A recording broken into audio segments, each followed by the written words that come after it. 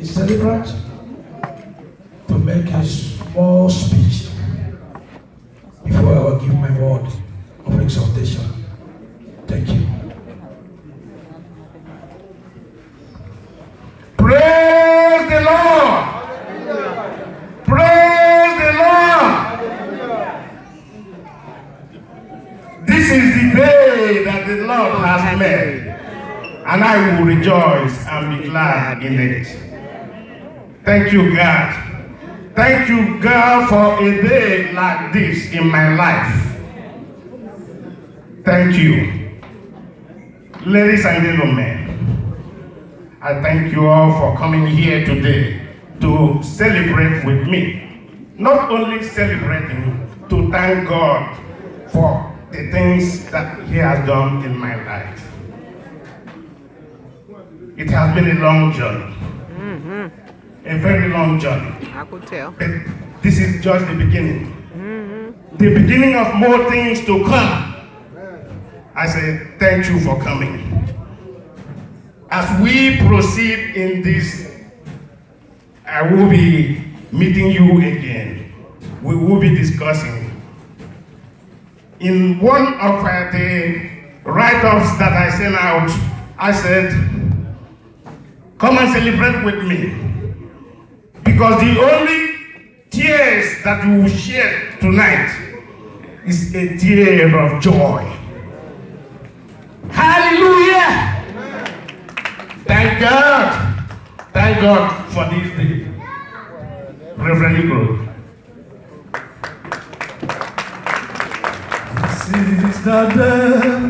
This is the day that the Lord has made. The Lord has made.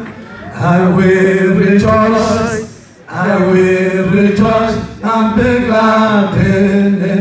And be glad in it. Hallelujah. This is the day that the Lord has made. I will rejoice and be glad in it.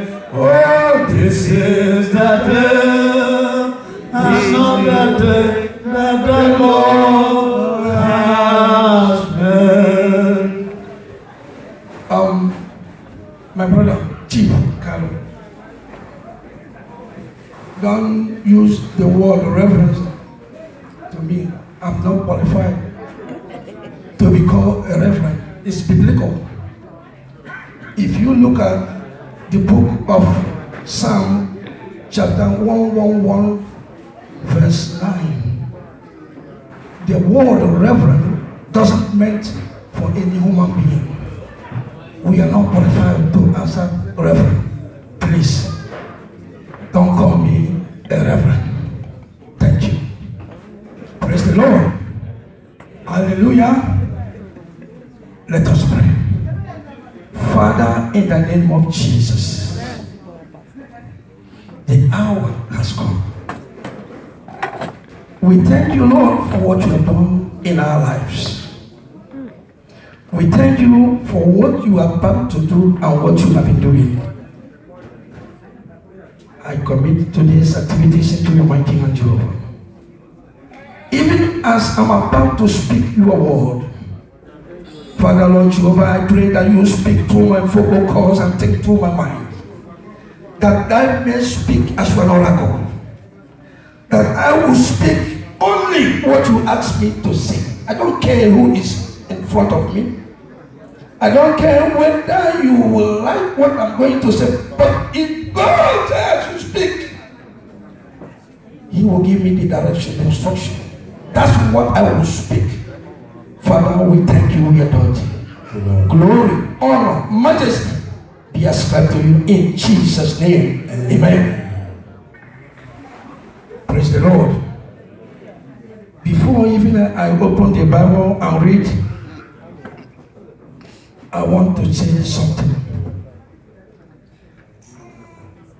I have been seeing people doing retirement. I have never seen anybody say only just rejoicing, thanksgiving. Just thank God. Even the preaching, just thank God. Whatever we are going to do is all about thanksgiving. Is this man the only person that have ever celebrated retirement? No. But from what we will see in the scripture, what we are going to see here, you will see somebody that did the same thing, that have that heart of gratitude, coming back to thank Jesus for what he has done for him. Now, he made a comment. That comment, I couldn't understand it very well. But a couple of days, I was talking to one of the chiefs.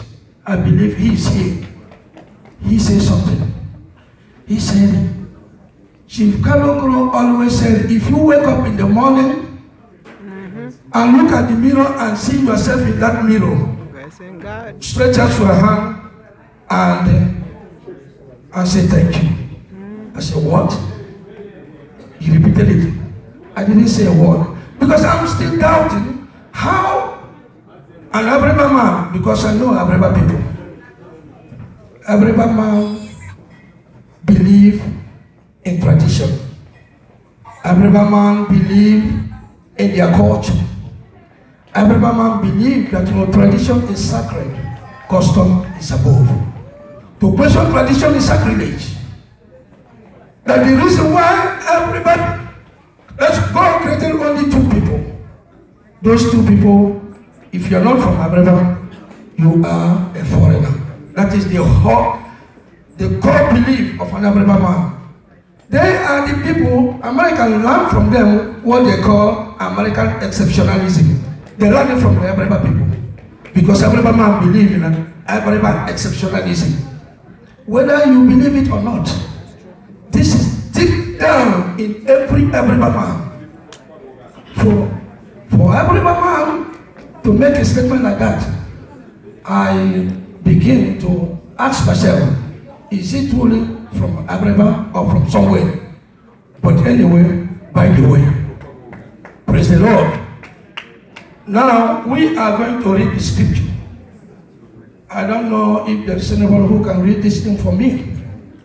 I will just give the quotation, you read, then I summarize it. I don't have to go to the verses one by one. I don't have to keep you all night here. I have to summarize it. One person to read for me. Praise the Lord. I tell you where to read. Anybody?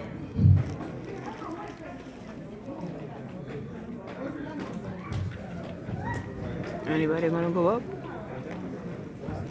Because I don't know from the beginning. We use a few minutes to respect God. But please, don't make me call your name on the microphone. Okay. Let us respect God. The man of God is preaching. Okay. Praise the Lord. We are going to read 1 Thessalonians chapter 5 from verse 16 to 18. 1 Thessalonians chapter 5 from 16 to 18. He said, rejoice evermore. The whole chapter has finished. The whole verse is gone. Rejoice evermore. 17. Pray without ceasing. 17. Number 18.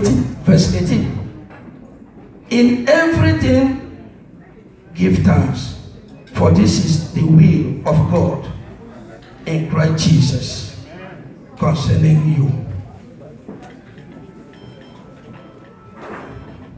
He said, the 16 said, rejoice evermore. Pray without ceasing. In everything give thanks, for this is the will of God in Christ Jesus concerning you. When you look at rejoice evermore, you look at pray without ceasing, and in everything give thanks. You look at it and you see that praying without ceasing is in the middle of rejoice evermore and praying without ceasing. These three things, they work in pari passu. They work together. You cannot pray without ceasing and not be rejoicing. You cannot pray without ceasing and not be giving thanks to God. Why is it important that we should rejoice? We should pray without ceasing. We should give thanks to God. The reason is that these three things work together. It works together. There is no how you will be happy or rejoicing. You don't pray. After praying, you don't give thanks to God. It doesn't work like that. It works together. And this is where we can look. There is a man of God in the Bible that have been giving thanks. He said it in, if you look at the book of Psalms 119, verse 164.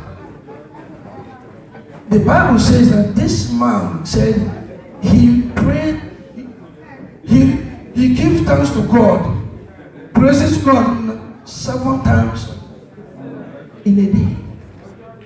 And when you go to the book of Psalm 55:17, you will see that this man only prayed 3 times and pray 3 times, and then God, you worship him, give him thanks 7 times a day. Now, let us bring this thing home. How many of us, we go to church? Some of us speak in tongues.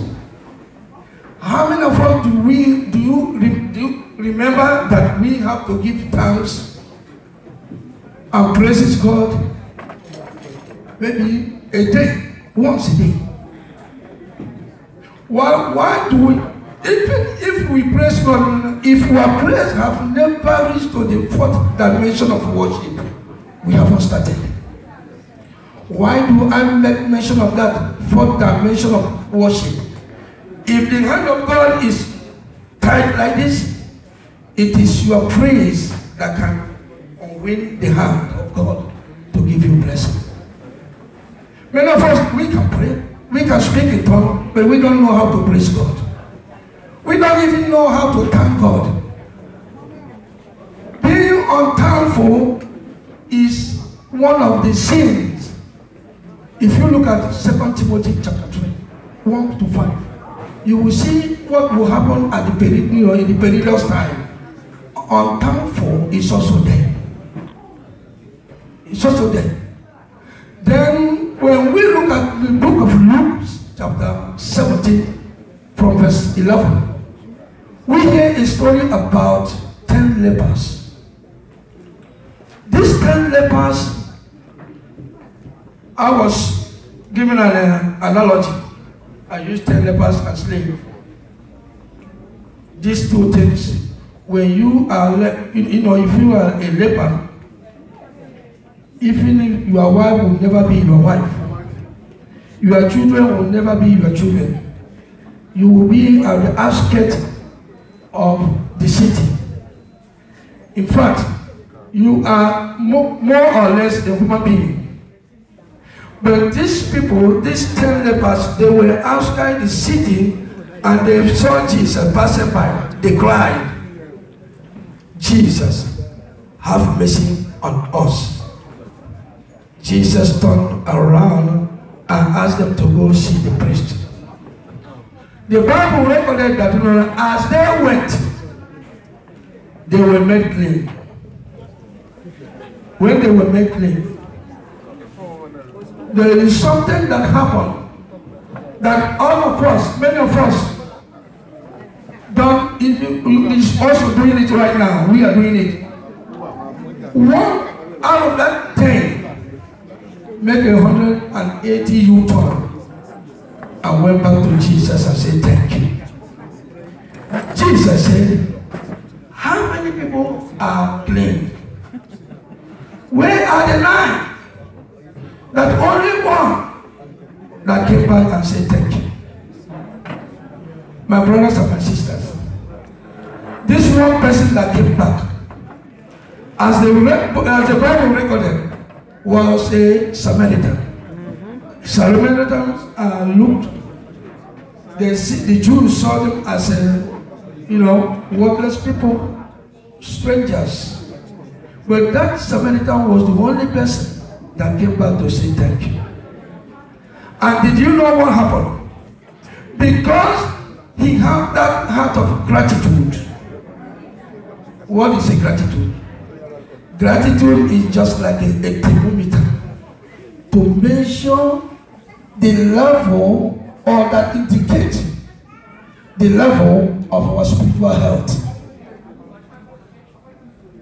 That Samaritan had that heart of gratitude to come back and say, Jesus, thank you. And Jesus, what happened? He was the only one that his healing was complete. His salvation was complete. Those other 9, they were healed physically, but their soul were not healed. Which means, if God did something for us, and we remember to thank Him, He will do more. What about the situation? And this thanksgiving is not, or praising God, it's not what we call outburst feeling. That when you eat too much, or when something just happened to you, you just wake up like a little bird who after a heavy meal and challenge his chief and challenge his God. It's not that kind of thanksgiving we are talking about. This is a thanksgiving, praising God. No. Make it as a lifestyle. Make it as a lifestyle. When you make it as a lifestyle, no. Remember, David, he was the only man in the Bible that God said, this is the man after my heart.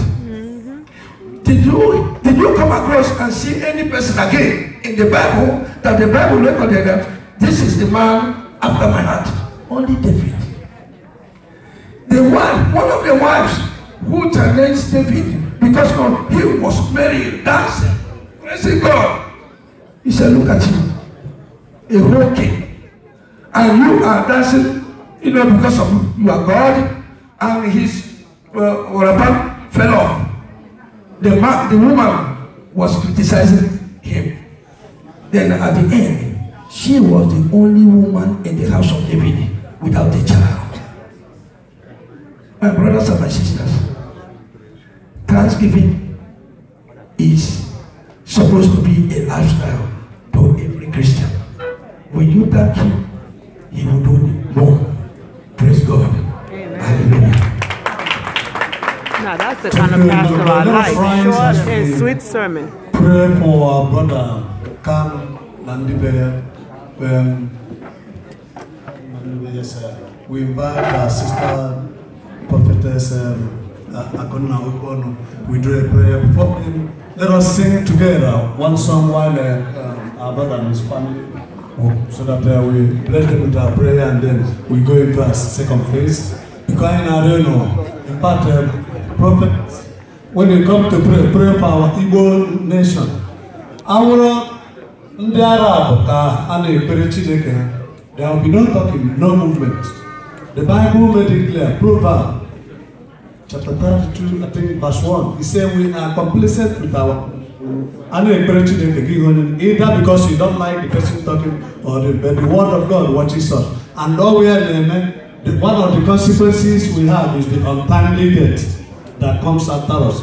As you know now, no cancer, no make one hour now Lagos, what we did with the pastor to pray for him. The Bible gave us power. Unless you don't know the God you are serving. Unless you are not operating in holiness. You pray to God, what you pray, as it happened. As we are here, God is watching. We disrespect God. He said we are complacent with our own God. The Arabs don't do it. The Arab, our Igbo nation, we are good. guilty of this. We don't take God for. But then when something happens, remember your praise, do you know how many times aeroplane living here, Delta, had had emergency landing, but did it crash? But look at the ones going to South America, because God loves us and we're taking the love of God for granted. You know, think about it. I go to Catholic or anywhere. It's the word of God. Respect God just for a few minutes. I'm the guilty of this. I'm not saying no, but let us learn that the Bible be committed to God for that few minutes. Because all has in a because prophetess because he got back the family before then we take our brother and the family that got there. Great is thy faithfulness, O Lord my Father. There is no shadow of turning with thee. Thou changest not, and thy compassion fails not. And thou hast been there forever with thee. Saying, great is thy faithfulness, great is thy faithfulness. Morning by morning, new mercies I see. All I've needed, thy hands have provided. Great is thy faithfulness, Lord, unto me. Shadow and winter, springtime and harvest, sun, moon, and stars in the cosmos above. Join with our nature, manifold greatness, to thy great faithfulness, mercy and love. Oh, great is thy faithfulness, great is thy faithfulness. Morning by morning, new mercies I see. All I needed, thy hands have provided. Great is thy faithfulness, Lord, unto me.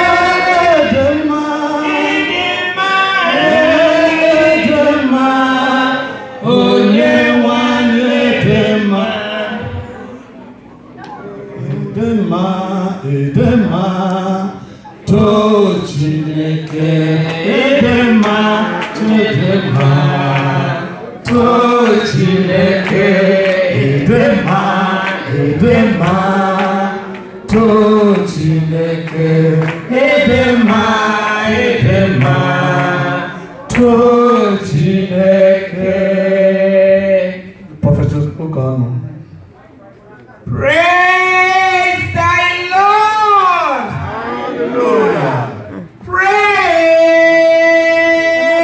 thy Lord! Hallelujah! Are we happy? Yes. We are going to pray for our brethren, our family, our friend. Praise the Lord! Hallelujah.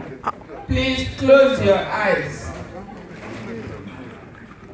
Father, in the name of Jesus, mighty and everlasting King, the King of glory, the King in the house of Jacob.